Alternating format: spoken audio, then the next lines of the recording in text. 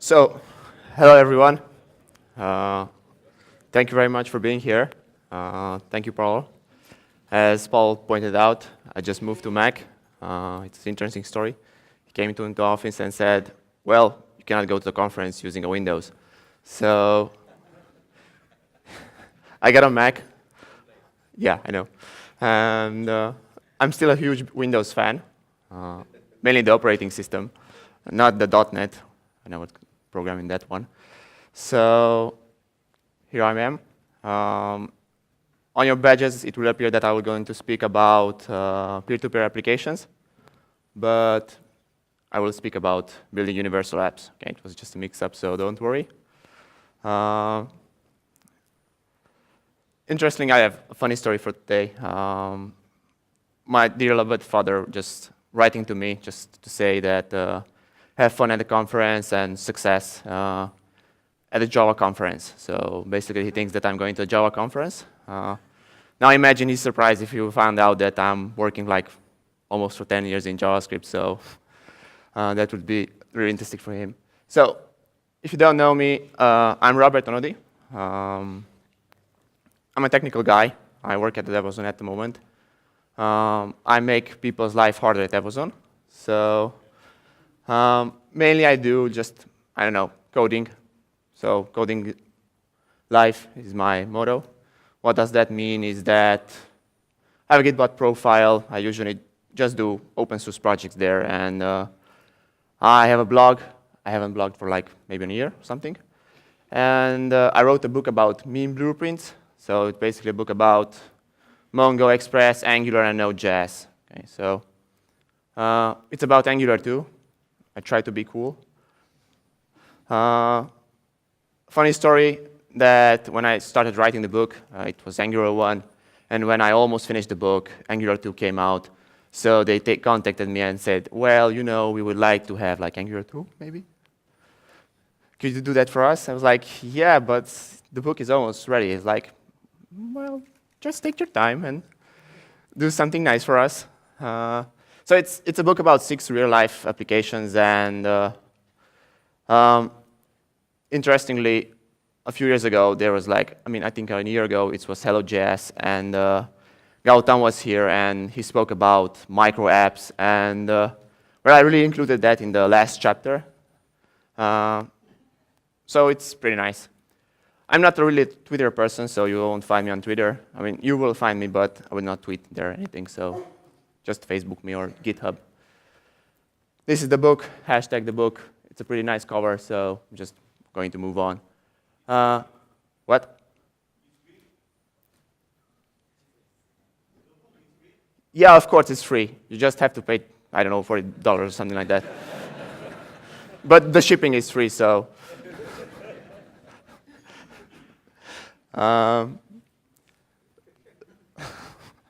So today I'm going to talk about universal apps, and what does that mean? It's a little bit maybe confusing for you. It was confusing for me too in the beginning, but let's just roll back a little bit in time, and we're going to hit like isomorphic apps. Okay, there was a lot of buzzwords about isomorphic apps and how we can do them, what they do mean, and stuff like that. So.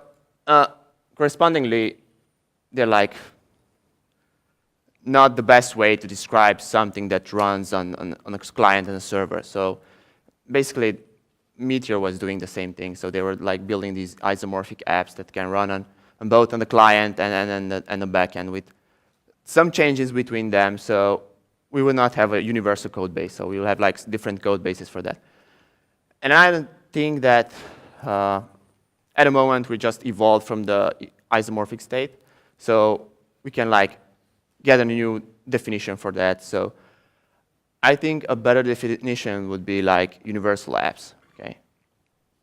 Because basically, we would like to have a shared code base that can be run on multiple platforms, like on mobile devices, on backend servers, and maybe Internet of Things devices. So basically, it's the same code that can run on multiple platforms. Not the same code with changes in it, like Meteor does with the if client, then do this, if server, then do that. it's a bit different.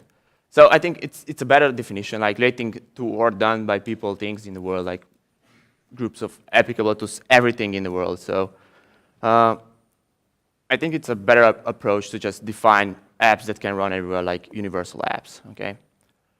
So in a word that we can run the same code in different environments, okay? That's the key definition from here. And it will run, of course, it will run on multiple devices, like it can run in Chrome, iOS, like that's the sign for Google Functions, Node.js, nginX, Raspberry Pi, and Android, okay? If you don't really believe me, I have proof. So this is a JavaScript code. It's nginScript. It's pretty old. I think it's like 3 or 5 years in the market. Basically, we can run JavaScript code is interpreted by nginx. Okay, it's like Apache web server. So we can write small chunks of code that can be ran by the nginx server itself. So for example, these functions will just enhance your logging in nginx. Okay, so you can just make some custom loggings with JavaScript. So it's pretty straightforward. It's like in C, you just import your libraries, set the desired function there, and set the format for the log, like key value pairs, define special log format, and voila, it just will work. So basically, you will have like custom logs here in the access header log. Okay, so it's JavaScript ran in nginx. It's a very stripped down version of JavaScript. So you're not going to have the cool imports and requires and every fancy stuff that you have like ES16. So, but it works. So you have like the basic functionality of JavaScript and the core syntax. So taking my idea a little bit further from nginx, that means that we can take JavaScript and run it on different devices. So we have like the browser, we have like mobile, we have IoT device and servers. Okay. So at the moment, we can run JavaScript on each of those platforms. Okay. Seamlessly, we have no problems with it. We can write, I don't know, maybe automated cars like Tesla has like displays in their car, probably written in some JavaScript. But before we continue, there's another thing that I really admire in human history, is the abstraction. Okay, so I think abstraction is the biggest tool of human possibly ever invented in life. So this span of abstractions has like maybe 1,000 years, 100,000 years, because for example we can like speak to each other, and I can say ball, and everybody understands what the ball means.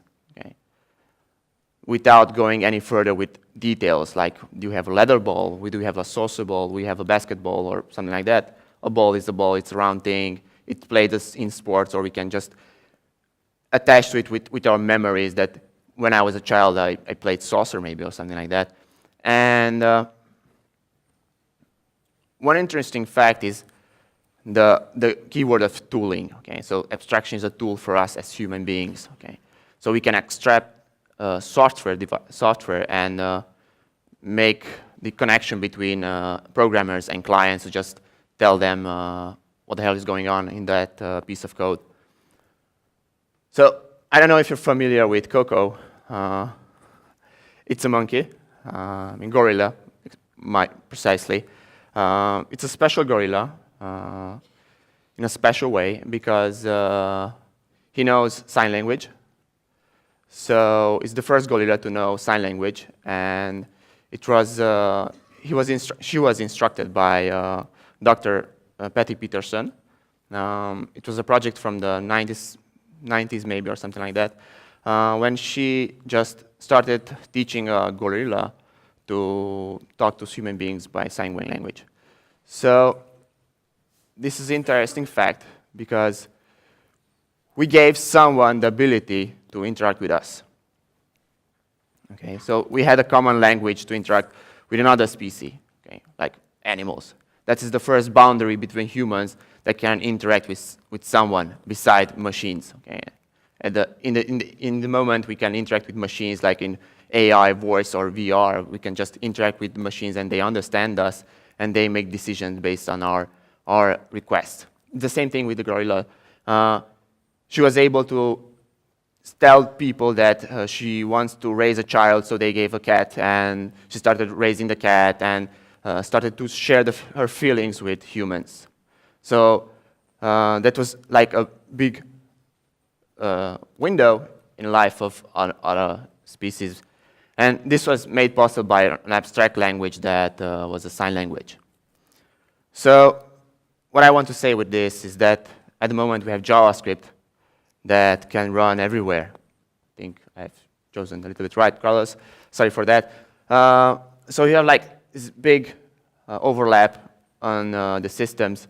So you have like JavaScript running on everywhere. So this is our common language at the moment. I think it's pretty good because we have the TTF, as Paul said, using JavaScript. So we can like build whole ecosystems using one single language, one single, maybe with a little bit different in team construction, and we can build amazing things. So we can build whole platforms that are run from mobile to just the hardware itself, like Raspberry Pi. So for example, we could just use this piece of code in any module. Okay, so we could use like boot your application on each of these, sorry, Coco, oops, each of these environments. Okay. Because the code is really abstracted. We have like a logger, we have an app runner, we have a core of our application, and we just ran a boot function for our app. So basically we are doing like getting the environment, loading the configuration, loading the transports for our logging system, okay? Creating the new logger instances, creating the core instances, just initializing up the application, and finally we can just boot everything and our app will just run smoothly, okay? Without knowing where am I at the moment, okay? So I can be on any platform. Another story here is like the introduction of wolves. I don't know if you're familiar with the story of Yellow Lake okay. So there are like, if I remember correctly, there were like 14 wolves, yeah, introduced in the park. So they were extinct for a pretty large amount of time. And the park rangers decided to introduce the wolf to the park. We know that from our experience, wolves are like bad creatures. They are carnivores. They eat up other animals and they destroy the environment.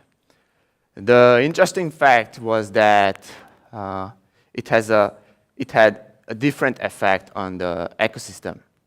So instead of destroying it, the ecosystem started modifying itself. Okay? So we still had a park, but the wolves started to eat other animals. This meant that other animals could just join the park because they are not endangered by other predators. That meant that rodents could have come to park and they had just distributed trees. Beavers started to coming inside those parks and just building dams. And in a few years, the whole structure and an ecosystem of the park just went to a new modification. And the river then just it was smaller, and new type of animals were introduced in the park naturally by migration. So if we correlate with these events from nature in our ecosystem of programming, we can see a clear timeline of the introduction of wolves. So for example, the first introduction of wolves in our ecosystem was the jQuery framework. That was pretty dominant in our ecosystem, and it made possible for changes and new ways of producing technology and software. But another wolf that was introduced in our ecosystem was Node.js. Okay? So it was the rig channels. They started to just pour in that the JavaScript will be available on the server side. It was like, yeah, okay, whatever. But some guys were like, oh my God, this is amazing. So we have like a language that runs on the client in the browser that's pretty decent, and we can do decent stuff with it, and we can run it on the server. And at that moment, I put away everything. So I put away PHP. I haven't wrote a single line of code in Java. So I went just full JavaScript. So I started writing applications in Node.js, hanging out on ear channels with the guys, developing Flatiron. It's a very, very old framework. It's not maintained anymore. And if you imagine, it was like back like a few years ago, like 6 years ago maybe. But at the moment, Node.js is one of the most popular frameworks in the ecosystem of programming languages. And I think it's JavaScript has the most code base on GitHub. So it's a pretty amazing thing that we can run JavaScript on the server side and create like enterprise applications. Walmart is using JavaScript. Condé Nast, it's using JavaScript. And large companies are using JavaScript, and they are like investing in JavaScript. Microsoft is investing heavily in JavaScript and Node.js. So this means that we can have some code like this run on server. So we can include libraries. We can define classes thanks to the new ES syntax. So pretty much we're going to the enterprise-ish syntax of a language. Okay, but we still have the key benefits of prototypal languages that we are used in JavaScript. And we can do amazing applications because we already have like a huge community. We have great packages, great frameworks like Express that is pretty stable. It has its hiccups, but it's pretty stable. So for example, we have like a simple application that will just manage the doors. So I have a mobile application that will just unlock doors. I could just write it in JavaScript, and the best part in universal apps is that this code can run on any device. Okay. So I can reuse this module, the door service, to be ran on each device, the same code base included inside the own projects for each module, and I can just define abstract methods that execute function based on other classes methods. So for example, this unlock method from the door service. For the door service is an abstract class from application that includes some a door gateway. So I'm doing a pretty basic injection of dependency here. So I'm doing this door gateway, gal gateway, and if not, then I'm going to just make a new instance of that gateway. And I can call the door gateway without knowing what is included inside it. Okay, so it can be on a Raspberry Pi. The door gateway will call a bash function that will just open the door, or it can be on a mobile device. Just I tap a button, and the door gateway will call the API gateway and just tell the server to just open the door, and the server will just propagate the call to the mobile device. So we can have like this vicious circle that is abstracted by a single function that has all the validation and all the functionalities for doing this business logic. As you can see, I'm using callbacks, so I would just walk up here and be like the president himself to say, make callbacks great again. So I know there were a lot of talks about promises and await functions, but I'm pretty old school, so this is my campaign. You can donate money for it by buying my book. Just joking.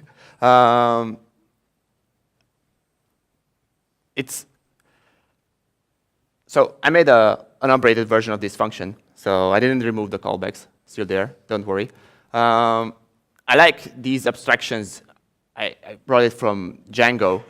So basically, you're doing like policies, door unlock policy, validate door. So I validate the door before unlocking it. So this can be run on a mobile device, then say that there's no current user logged in, so I can validate door before it, and on the policy we have like these errors. So beforehand I had this X error unprocessable response, but doesn't make much sense to me because I don't know if that's an HTTP error, is that a system error or an error from the database. So, but a better way is to just abstract the errors and just propagate it to a global error handler, and it will take effect there. So, for example, this could be a service provider for our mobile app. So, as you can see, we have like require function here, the door service, and I'm requiring a door gateway from the mobile door project. And just in the rest of the project, I will use this provider for that service. That's basically calling the door API gateway, the server API. That could be a REST API. So, as you can see, Node.js included another type of wolf that was npm that made us possible to install packages. So we can like these packages from public repositories. We can have packages from our own GitHub repositories. We can have packages from our local files, and we can have packages from bundled dependencies. Okay, so those are dependencies that are checked inside Node modules in the versioning system and are not installed on again on the device. This makes possible deploying projects on Internet of Things devices really seamlessly, because I can just test out on a local development device and just propagate all the code bundled to that device. Another wolf that was introduced was like React. Okay, React was a game changer for us. I was doing a lot of Angular code, but lately I was just convinced by React. It's the best tool of abstractions for the UI, and you can do amazing things with it. It's the same principle applied as in Node.js. So I had like the same ecosystem that Node.js brought us, React is doing in the same way. So you have like React Native already that I can write almost the same applications in mobile devices using React, and the best approach is to just make an abstractions for those applications. So, for example, you can have higher order components that are doing all the wiring of business logic and data, and from there on, you're using just simple methods to just get the data, do some actions, and just render the component itself. As you can see, I didn't implement the door details. I just spoke abstractly about it, but everybody could understand what I'm talking about because the simplicity of the component idea, so this concept of creating components. As you can see, there is no Redux at the moment, so probably the application will run fine without Redux. We had a great conversation about this, I think, last night. But Redux gives us a good abstraction over actions, and pretty much gives a tooling for newcomers in the project to understand how things are done and how actions are taken when hitting different buttons. So we could just seamlessly add Redux to our application. We just import like the stores like actions and selectors, and we can use Redux Connect to just connect those map reducers and state proper dispatcher, sorry, and props to our state. Okay? And if you're not familiar, I mean, if you're doing a lot of hard coding in Redux and doing a lot of boilerplate codes, you can just abstract Redux using a helper function and just create actions and selectors seamlessly. So you just basically have like the namespace, the property of that namespace, and the action to be done when it's calling. So we abstracted Redux in another way. Anything else? Yeah, so a good thing is TypeScript.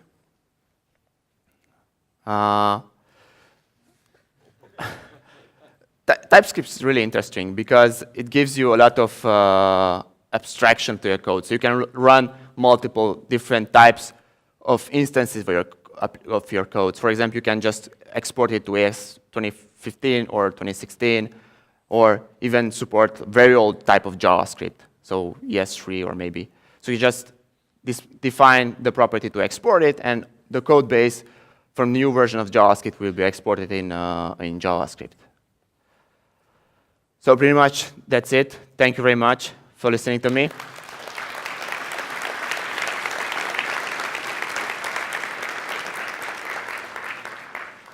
So, questions. Can you give us an example how you use JavaScript in innovative things? I could, but I won't. I will just tell you about it. We're doing an interesting project. So we're controlling some functionalities with Raspberry Pi. We have like a mobile application, we have the server, and there are like hardware agents inside machines that we can just unlock, close doors, verify the state of the machine, and see where is the location of the machine, who is operating it, and stuff like that. So basically, we have a combination of Node.js and C++ libraries, bash scripts, and many ecosystems that you can use on Unix systems. We're using Raspberry Pi for that as our hardware to go. What about server apps that require multi-threading and concurrency control? Oh, that's interesting. So I think when you're doing JavaScript development, you need to just have a different state of mind. Because you won't be doing multi-threading. What you want to do is just have worker processes that you just span up when you need things done and just close them when you don't need them. Because it's really hard to just manage a multi-thread application in JavaScript. It's possible, but I don't think you want to do that because there are other languages that do it more properly and better. And concurrency control, I don't know if you're meaning about locks and stuff like that. It depends on your architecture and depends on what database you're using, and you can just chat with me in the breaks. Is Node.js secure enough to make and maintain big and complex apps? Yeah, I think so, and Liran will have has a great book about that, securing your Node applications. And we're using it for 4 or 5 years. We have applications in production for the same amount of time. I think it's secure and enough in the way it is. One security approach that we always brought was using nginx in front of our Node applications. So nginx was always the first line of frontier. That was amazing because we had faster secure patches for nginx. So there was like a DDoS attack with Node.js that can be brought only using Node.js servers without nginx. But if we're using nginx on the Node official site, it's you're good to go. And so that was a good approach for us. It worked pretty well. It's working very well for the moment. Mean versus man. Well, my opinion will be that currently I'm transitioning from mean, so I'm not using Angular anymore. But it doesn't make sense for every team. For example, you can have solid teams that are not so familiar with JavaScript, and they still can make great applications using the mean stack. Sorry, .NET people or Java. But it's pretty awesome for them, and I think it's a solid construction and give you a great structure when you're doing applications with the mean stack. The React approach is a little bit different, and it's a little bit more complex, so I have to know Redux. Do I need Redux? Do I need radical flux or nuclear.js? So it's a more hardwiring and decision-making than the mean stack. Yeah, I think so, because it gives us, or maybe it would be merged in JavaScript, because it gives us more performance than the JavaScript itself. So I think definitely will be a game changer. I mean, we already can see some pretty interesting project done by Google. They have this serialization tool that you transfer data not in JSON, but in a different format, and it has better performance than using the native JSON format from JavaScript. I do JS server app scale to a large amount of requests. Yeah, so we did a couple of years ago a test with Paul, and there was so many articles that JavaScript supports like 3,000 or 30,000 K amounts of requests a second and stuff like that.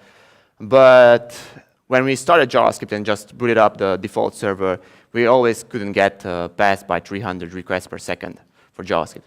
3,000 requests, sorry, 3,000 requests, thank you. And that was an interesting fact because stripped down, we just used just the bare bone JavaScript node modules, still the same effect, maybe like a few hundred requests per second in plus. So don't believe those numbers on the sites. You can achieve that if you're relying in multi-thread, the same instance of the application in multi-threading. You're doing some weight distribution of the requests, but it's doable. So the most we got was 27,000 requests, maybe something like that. But it was a server with 8 cores and running 8 instances of JavaScript, and 4 instances was just loading the requests between each instance of JavaScript. But still, it was a $40 server, so I think it's a good approach. You recommend the full stack approach to entry-level people? Definitely not. So there are a lot of things to just grasp in a short moment of time. So you have like server-side information. You have like the front-end ecosystem with React. And I think the best approach is to just pick one from the list and to just have a vision of how I'm going to transition to doing full-stack development. So maybe you can just start with, I think Benedict told us yesterday, the CLI approach of doing tutorials. And I think it's the best approach because you can just learn about how to use the command line, how to use application on the server, and just build some pretty nice applications. Do people think Node.js is meh? Forget about our dev tooling runs on Node. Interesting question. I think so that a lot of people think that yeah, Node.js and hooray, hooray, .NET and Java, and maybe PHP. As you can see, PHP has a lot of abstractions. Facebook, Slack is using PHP, and they're doing like amazing stuff with it. But on the other hand, we have like the hidden part of people using Node.js, and PayPal, probably Facebook is using a lot of Node.js, and I think if they have like this understanding of how to use the proper tooling and the application, I don't know why we cannot see Node.js or JavaScript as the strongest language at the moment. I mean, not from a technical perspective, but from community and tooling. How would you avoid the spaghetti code? Oh, where it went? It went away, okay. It's back, no worries, we got the situation. I don't know where it's back, but I would just, it's okay. Avoid spaghetti code that can appear from freedom of node. Whoa, yeah, so the one approach we took when we had like the callback hell problem is to abstract and just break down our code in Node.js. There are a lot of information about promises, but promises didn't resolve the spaghetti code problem. I think the spaghetti code problem comes from a pure decision-making of the software developer that is trying to do so many things in one method or one function, and you should just split it up and think of very modular, and don't worry if your code is anemic and doesn't do any much stuff, but at least it's just broken and you can use composition. So React's strongest part is using composition over extending classes. Any cross-platform framework recommendations? Yes, JavaScript. Or Node.js. Joking. Yes, I think, as you can see from my talk, I'm really keen on Express because it gives us a lot of flexibility, and it runs on the server and on devices. React, you saw a great talk about Next.js that runs on the server and the client seamlessly. So I think we already have like great tools and great frameworks to just run across platforms. Yeah, Electron is a pretty amazing tool. So as you can see, probably a lot of you are using Atom as your ID for a daily basis of coding. And Atom is done in, I think, Electron, if I don't mistaken. And I think Slack Windows client is done in Electron too. And so we have like another wolf in the system that we can just do desktop applications that Microsoft tried with his universal Windows apps written in HTML, CSS, and JavaScript. Okay. Session does Angular dependency injecting is a good example. Inject by type. I think the Angular guys in version 1 were onto something, but on version 2, they take it to a whole new level. So just scroll back to TypeScript and leave this on. So I think Angular 2's strongest point at the moment is that they're using TypeScript. So TypeScript enables them to do just amazing stuff using decorators, for example. You have a simple class and just added the component decorator, and you have like a component like in React.